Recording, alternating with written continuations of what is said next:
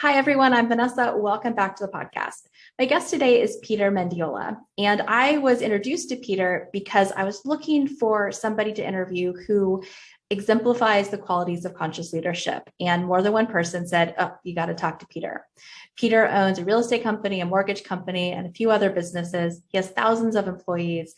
And I'm so excited to share this interview with you because I think he really does exemplify what high quality, compassionate, conscious leadership looks like.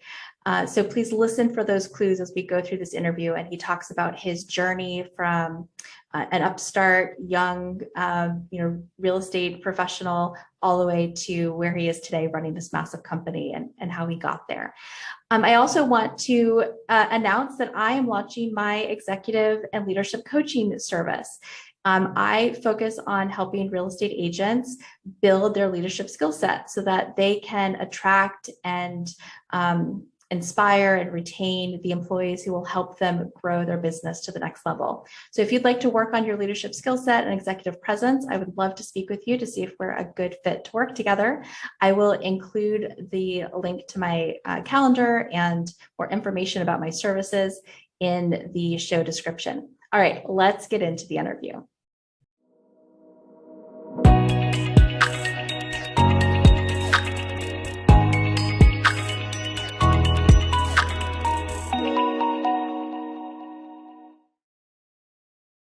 All right, Peter, thank you so much for joining me today. How are you? Good, thank you. How are you? Fantastic. I'm good. So I'm really excited to chat with you about the journey you've been on as a leader as you've grown your real estate business. And I'd love to just start by giving everyone just a lay of the land. So tell us a little bit about the business you run today and its different different departments. I should have asked you this before. And I know you're editing it, right? Yeah, don't worry. Okay. I'm like, when I talk about stuff, do you want me to talk about all the companies? Or you want me to talk about the real estate company? What do you want? Which one do you want me to? No, you can talk about all of them. I mean, I want to talk about where you started to where you are now and give people a picture of, the scope of what you're leading at this point in your career. Okay. So. Okay. So the lay of the land now. I have a dog running downstairs. No worries. Sorry, she's gonna run down. I can hear her coming. Okay. I almost want to let her out, or at least let her come down. Yeah, no problem. I'm sorry. Don't worry. This is the morning thing. Okay, she's good. So the lay of the land now. So have a real estate company in San Diego. I've been saying roughly 1,000 agents for a couple of years now. Then I have Point Mortgage, which we're licensed, I believe, in 26 or 27 states. Probably about 150 loan officers spread throughout those states. We also have an escrow company here in San Diego. I believe we have 3 offices here in San Diego, about 30-ish employees there. Okay. The mortgage company, we've got, I don't know, 250-ish employees, somewhere around there. All right. A lot of moving pieces, a lot of different businesses. So when you got into real estate in the early 2000s, what was your vision for your company? See, I wish I had a great answer for you. I just wanted to build something that was sustainable. And I think, I wish I had I don't have a great answer for you. And I didn't prepare with the questions you sent me yesterday either. I'm sorry. No, it's okay. So, I mean, I think like most people, you didn't probably expect to be where you are today. I mean, how many people are doing what they graduated in their degree, right? So you got started in real estate, you're selling real estate, you wanted to build something sustainable. So what did that mean to you to have something that was sustainable? Well, sorry. So when my first job out of college I was a loan officer assistant to 2 top producing loan officers. And that was 2002. And in 2002, rates hit a historic all-time low. It was at six, they were like at 6.5% for 30-year fixed back then. It was like, this isn't real. It's funny where we're at today, to think that, because we're heading towards that. Yeah. Where gosh, I sound old, but when I got out of college, that was the best it's ever been. It's never been this slow. Um, so I was told that it wasn't a real market. And if I wanted to be successful in the mortgage business, I needed realtors. So when I wanted to get into the business for myself, I thought, well, if I need realtors, I'm just going to start a real estate company and build a real estate company so that my buddy Scott, who currently runs the mortgage company, I shouldn't say currently, we started together and he's been running it ever since we started it together. Okay. So we were 27 years old, and it was like, hey, here's this spreadsheet. And I think if we get this many realtors that do this many deals, you and I will make $30,000 a month. And we were both 27 at the time. And we had nothing to lose. We were just two guys, and we said, all right, let's do it. And that's why the question of what did you see, like, what was your vision for the company? Mm-hmm. I think it was just so that he and I could do loans. And it was really simple. Let's hire a bunch of agents. And again, we didn't know anything about real estate. We didn't know anything about running a real estate company or office or anything. I mean, not even a mortgage company really either. So it was just kind of, we had a vision of what we wanted to build. Mm-hmm. Had no idea how to do it. So, yeah, that's basically how we started. I love that. I love the optimism of youth too, right? There was so much that you didn't even know that you didn't know. And you didn't have a whole lot to lose, like you said, because you were young, and you just went for it. And you just started building, right? Head first. And I'm curious, so not having a strong background in real estate sales, how did you go about recruiting agents to this new real estate company that you were building? That's a great question. I don't know the answer. I think so. In the beginning, it was just going out and talking to as many people that you keep. I mean, it's the same thing as today, Mm-hmm. really. I mean, when I look back at when I started, I was 27 years old trying to recruit agents, and the demographic of agents are much older than that. Yeah. And so a lot of times I wasn't taken seriously, and, but I didn't know any different. So I just kept asking, like literally every agent I talked to or meet, I would just ask them, how is it at your company? If there are things you could change, what would it be? Those types of things. And, that one thing leads to another. And next thing you know, you're like, well, I have a real estate company. Would you like to check us out? And we really had nothing to offer agents. It was just really ourselves. Mm-hmm. But when you look at today, 20 years, well, I shouldn't say 20 or 15 years later, Mm-hmm. We have every tool under the sun, every technology, everything you could ask for as a realtor for a company to have. Mm-hmm. But yet I still feel the same way. It's really the people that are in the organization that make it what it is. So back then, not having anything and just having ourselves, it's that same story of just trying to surround yourself with better and better people. So yeah, and I think that naiveness, I think there's a lot to be said for that, even now, 15, 20 years in, because I think that you should, I don't know, I keep trying to hold on to that naiveness, because I think when you get to a certain point, a successful point, I guess, you could lose that naiveness. And I think that naiveness is what drives everything, because you're not scared, right? Once you start learning things and understanding things, and you have payroll and this or that, you start to think about stuff, right? And that's kind of, I can see that clogging your ability to go out there and crush it because you're overthinking things. Sorry, I'm going off on way on a tangent. I'm sorry. No, I think that's a wonderful tangent. And I think you're right. Like that lack of fear, the willing to just dive in and go for it and be willing to figure it out and make it up as you go along. I mean, is really one of the hallmarks of being an entrepreneur. You know, if you need to like have a 10-step plan and know exactly what you're going to do, you probably, someone else has already done it. Someone who's willing to just dive in and go for it. It's already there.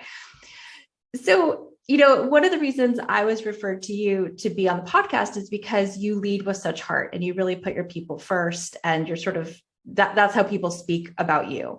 And so I'm curious, in the beginning, I mean, it really seems like you and your partner attracted people based on your vision, but also your, you know, who you are and your personality. What would you say were some of those initial core values that those initial agents were attracted to? Because you weren't offering bells and whistles and awesome splits probably, and admin support and all the rest of it. So, you know, what was that core attraction, do you think?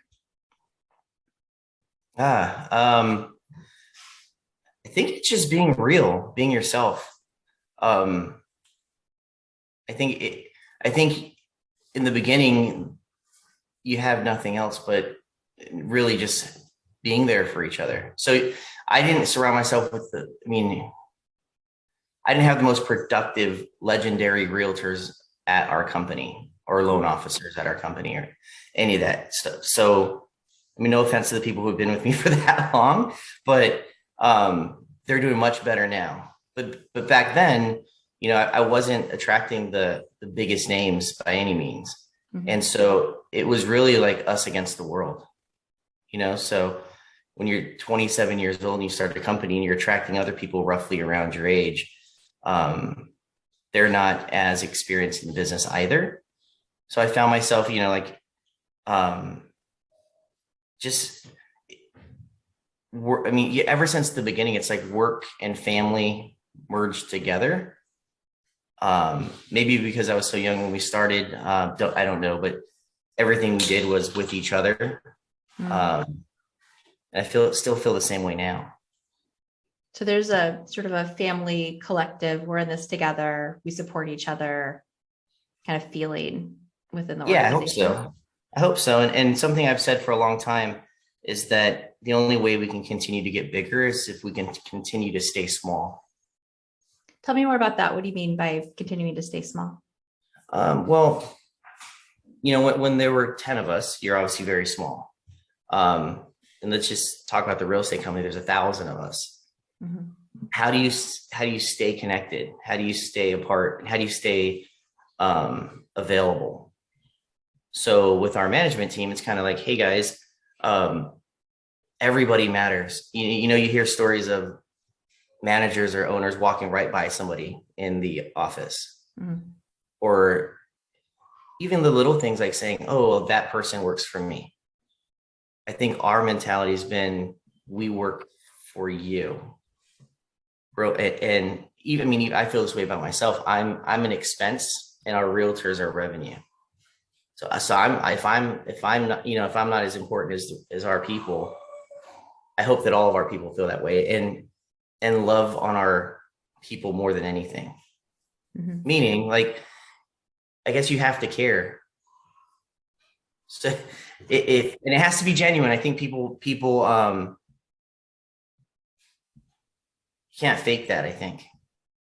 Yeah. So when I say you have to stay small, you have to know, or at least be connected enough to know, you know, hey, Vanessa had a kid graduate from middle school this week, or, you know, like, you have to stay connected. Mm-hmm. So that's what I mean by staying small. All the little things that we used to do, I mean, those things need to be the things that we always do. Mm-hmm. You know, and it's hard because you get spread thin, and it gets hard at a point. But that doesn't mean you stop trying. Right. At least Well, and I think that's where hiring the right people, like getting the right other managers in place, is so important. So I know hiring the right people is really important to you.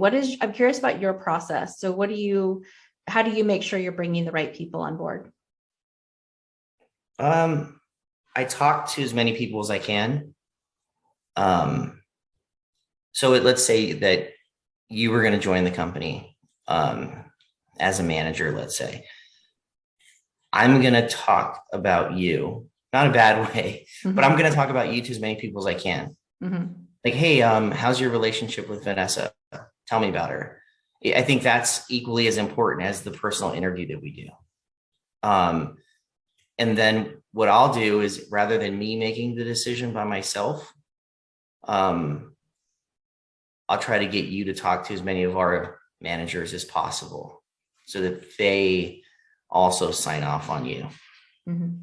Because I have made the mistake of saying, oh yeah, I'm gonna, this person's awesome. And I made the mistake of making the decision myself. And that never works out too well. So I think the more people I bring into the decision, the better, Yeah, that makes sense. Getting buy-in, making sure that they fit the culture, that, you don't have a block that other people see, right? You think they're great, but you're missing something. That makes sense. And how do you communicate your culture and values in your interview process to make sure that they're in alignment with the kind of company you How do I communicate our culture to them? Yeah. How do you kind of tell, or how do you make sure that there's a match? How do you share what it's like to work in your organization?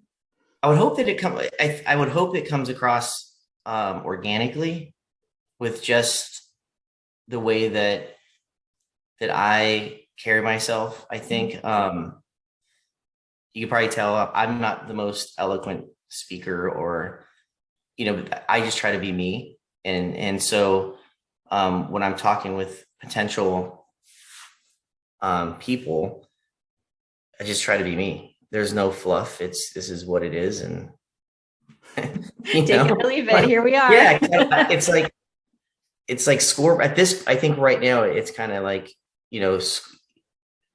scoreboard.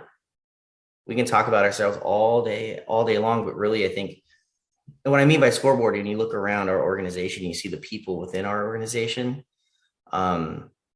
especially in San Diego.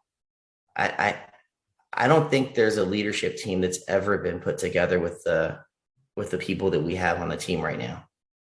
In the history, literally in the history, we have some of the most successful people literally ever that are on the team. So I think it speaks for itself. With our people, we have really great agents, really great staff.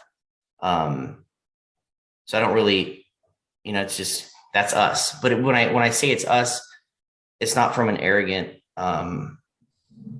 position. It's more of just a real conversation. Real conversation, real connection, real, like, salt of the earth kind of people. Yeah. Because you run into people sometimes that, they have a really nice suit on and they look the part, but then when you dig into it, sometimes there's not a lot of depth there. So try to get I try not to just talk about work. Actually, I don't really talk about work when I talk to people. It's more of, hey, Vanessa, so where'd you grow up? How many brothers and sisters you have, blah, blah, blah, blah, blah, to get down to who you really are. And that's like not on the first date. It takes a while. Right. Yeah. So you're willing to invest time in getting to know somebody before you bring them on. You're willing to take it slow to really kind of get to know somebody and protect the group that you've built already, sounds like. Yeah. So switching gears just a little bit, you have an interesting window into how other people lead their teams. I'm sure you have lots of successful agents in your organization that have assistants or trying to build out teams underneath them. And I'm curious, what are some of the mistakes you see salespeople make when they transition from being a salesperson and now they find themselves in a leadership role? Some of the mistakes. Yeah. I think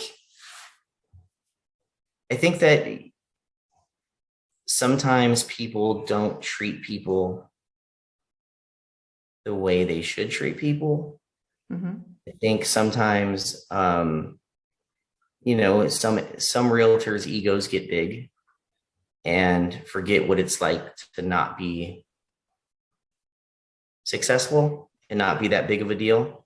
So I think that if I had to pin one down, I think it's how you treat people. You see agents that go through assistants and just, you know, I think there are a couple of things. It's lack of understanding how to treat that individual, right? But then it's also lack of understanding of systems too. So if I hire an assistant and I don't know why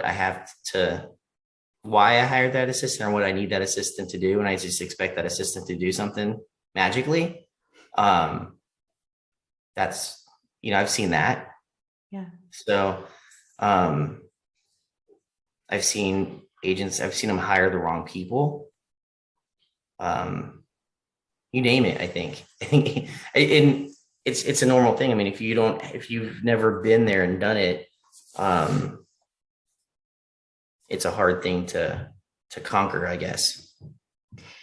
Yeah, I mean, there's this common issue where, an agent thinks a task takes 5 minutes, but in reality, it takes an hour because the phone rings, the computer glitches, that this happened. And then they're furious because a 5-minute task took their assistant an hour. And they have no perception of like what it really takes to get that job done and like what is a reasonable time frame. So kind of going into systems and expectations, I think that's right on. And I love that you talked about caring for people. In my coaching business, we talk a lot about conscious leadership, and a big quality of conscious leaders is compassion, right? And showing compassion. And I wonder if you could speak to the impact that showing compassion to employees has on, the quality of the work environment and the productivity you get from your people. Gosh, when you mentioned the 5-minute task versus taking an hour, I mean, I find myself in that position all the time where I'm like, I don't understand. And I think I'll ask questions, and I think your assistant should pretty much know more than you and with the system stuff. Gosh, loaded question, I think. So for me, I'll talk to one of our managers that's running a part of the company. And I'll sometimes say like, well, how come this? And I can tell when I ask that, it's like, well, it's like, I don't know what they know. Right. Mm-hmm. So I've learned to ask the questions. Like you said, if I think it takes 5 minutes, it really takes an hour. And that happens to me all the time. And I'll just ask the question. So rather than getting upset, which it could be really easy to get upset, but rather than getting upset that it's, you hire somebody for a reason and they're on your team for a reason, their job's there for a reason. And as a realtor or a leader or someone who has an assistant, they're there to help you. So, so it's your job to make sure that they have everything that they need to help you. And you have to understand that, you would hope that they're working as hard as you are. And they're not just sitting there making excuses why they can't do something in 5 minutes. There probably is a reason why it takes an hour. But if you don't understand why it takes an hour, then there's a problem with you. Yeah, it sounds like you're willing to get curious. Yeah, sorry. It sounds like you're willing to get curious. You're willing to, instead of jumping to anger, you jump into curiosity, and you say, okay, so I'm curious, like, tell me, like in my head, this takes 5 minutes. Tell me what really happens to get this task done. Right. Mm-hmm. Yeah. And I think that goes back to the compassion piece, right? So seeking to understand instead of jumping to conclusions, like you said earlier, like loving on your people and saying, hey, do you have everything you need? Like, if this is taking an hour and you have all these other stuff to do, like what's happening? Like, how can I support you? Because I think this needs to happen faster, but you tell me, right? Like there's a productive way to have that conversation. And yet so many agents go to, oh my gosh, they're terrible. They're so lazy. They're not doing their job. This should only take 5 minutes. And they, maybe you should ask them how we can do it better, because, maybe they're working on systems that you provided for them, which might not be the best systems. Maybe they understand a better way of doing it, but because you're the boss, they're going to do it your way. Yeah. So and I hope that everyone around me knows this. It's like, don't say yes if it's not right. Because I think from an employee perspective, I mean, I remember having a boss and thinking, well, they're always right. But for me personally, I'm like, I know I'm not always right. So if you're telling me I'm right all the time, you're saying, oh yeah, that's great. Yeah, we'll make it happen. Um, that's probably not the right thing to do. So I think encouraging everyone to say, hey, this isn't being done right. I think we should do it this way, and being willing to listen because they're probably right and you're probably wrong. Just in my Yeah. experience, No, you don't know exactly. everything. Right. Well, I think you touched on something that is a personal frustration of mine as well. Is that like, yes, sure, great boss, we'll do that. And then behind you, they're like, oh my gosh, it's not. So really being able to cultivate a That person, culture. yeah, he's an idiot. He doesn't even know, but we're going to do it this way. Yeah, yeah. Yeah. Yeah. I don't And ever want anyone to feel that way. If there's a better exactly. way, say it and let's do that. I Right, mean, right. Yeah. yeah. And, I think people get conditioned. They've had a boss that just didn't want to hear it's my way or the highway. And then Kathleen Metcalf, who's a mutual colleague of ours, likes to say people come into every new job carrying their luggage, their baggage from their past jobs. And then unless you set new expectations, they just unpack that.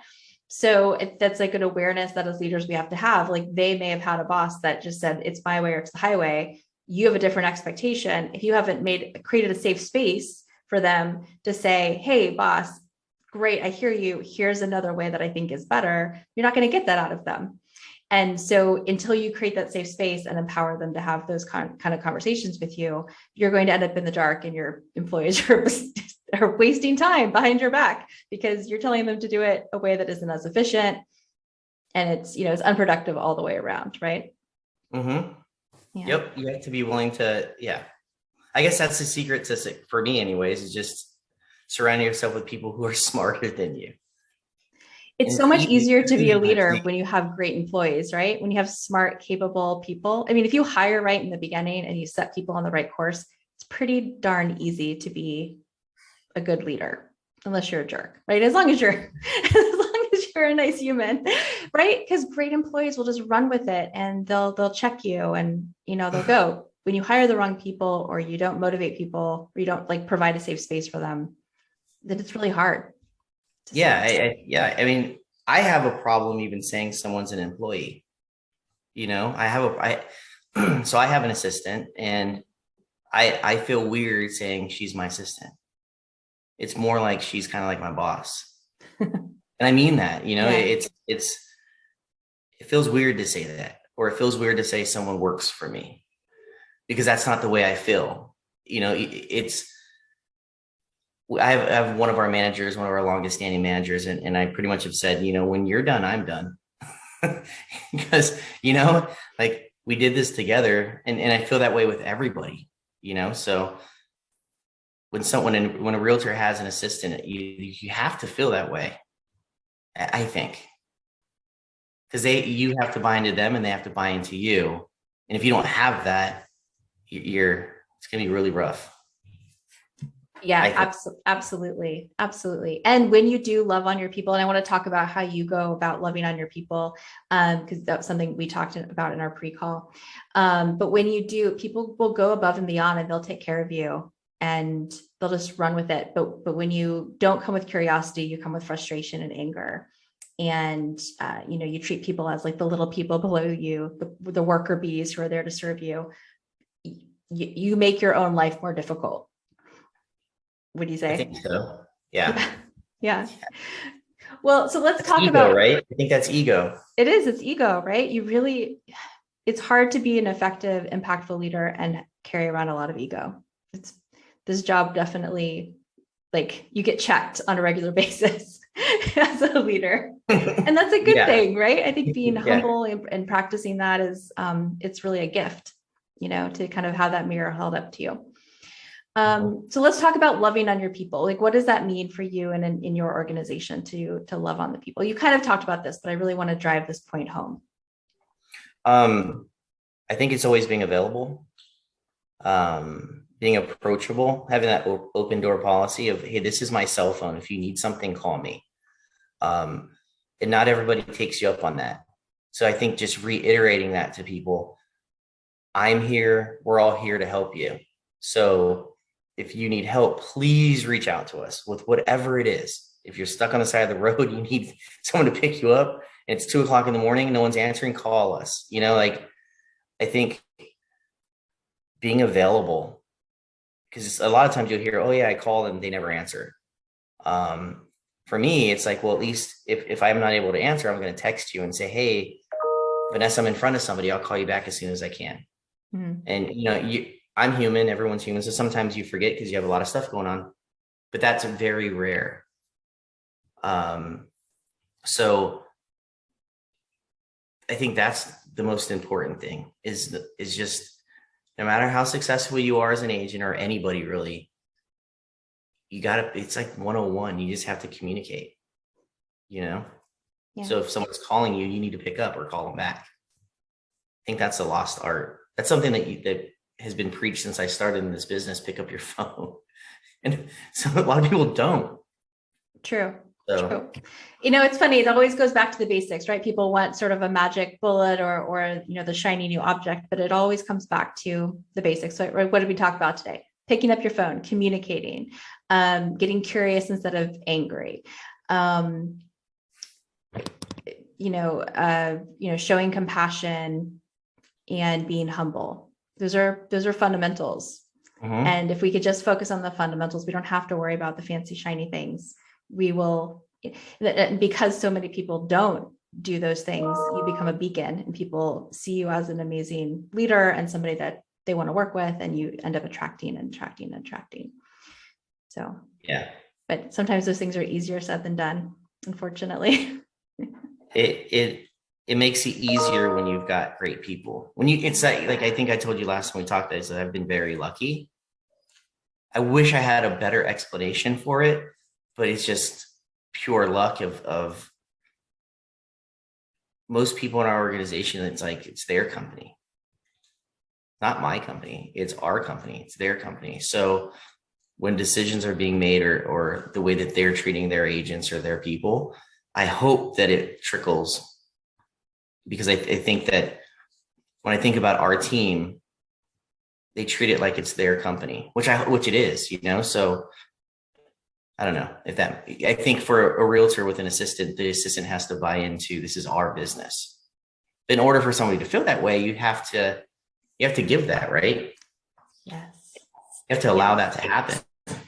Yes. I can't tell you how many of my staffing clients say, I want somebody who feels like they own the business. I want someone who cares about it as much as I do from day one. But if from day one you come in barking orders. Exactly. Yeah. Yeah. That's an earned trust. That's an earned relationship. And that you don't just pay for that. That comes with heart and your relationship and providing opportunities to that person. It's a two-way street. Right?